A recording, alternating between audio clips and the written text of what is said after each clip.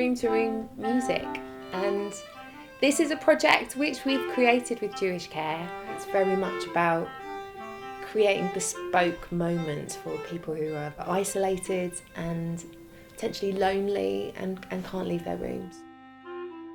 In my opinion, the project is unique. Bringing the live music for us, it's absolutely fantastic. For those residents, often those engagements are very special. It also has a big educational aspect for our staff and for us as an organisation to work in this creative way. The benefits are really quite extensive actually. The care teams, our team leaders, our nurses, us that work in the activities and the lifestyle side of our business. So everybody is very aware and very supporting what is happening because everybody loves it. And then when we get to our residents, it's very clear from what we observe, we can see how they really are almost overtaken by the music.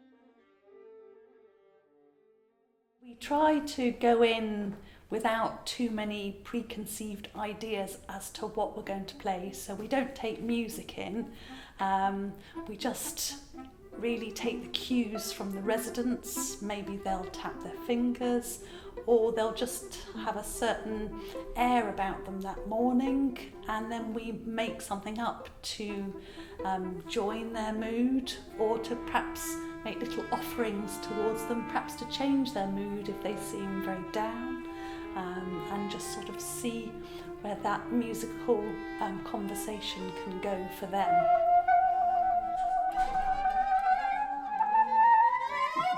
Often the deepest moments are when perhaps some people are non-verbal or choosing not to talk in the session, and really when you're just looking in someone's eyes, isn't it? And you sort of connect through the eye contact.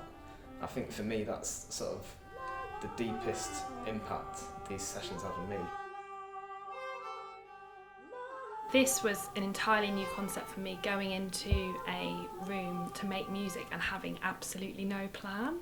Like every other kind of music that we do is so rehearsed, and it's really quite terrifying to do it the first time, but it's also liberating.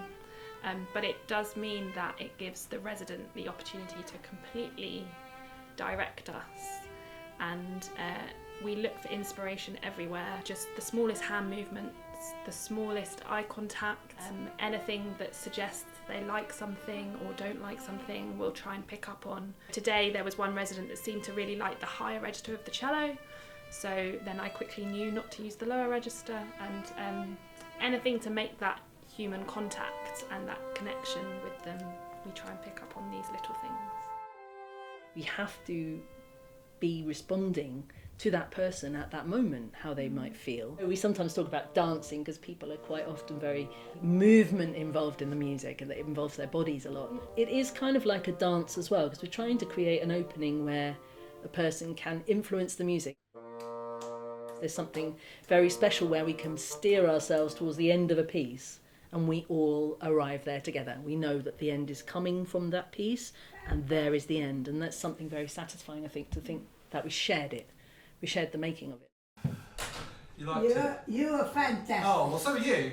No. I thought you were good. You played a bit of drums on the bassoon. In an orchestra, you don't always get the feedback from the audience until right at the end, the applause at the end, and it can be quite formal. With room to room, from the minute you're there, you feel a connection with the person you're making music with or to, and it's completely unpredictable, and so it keeps you on your toes.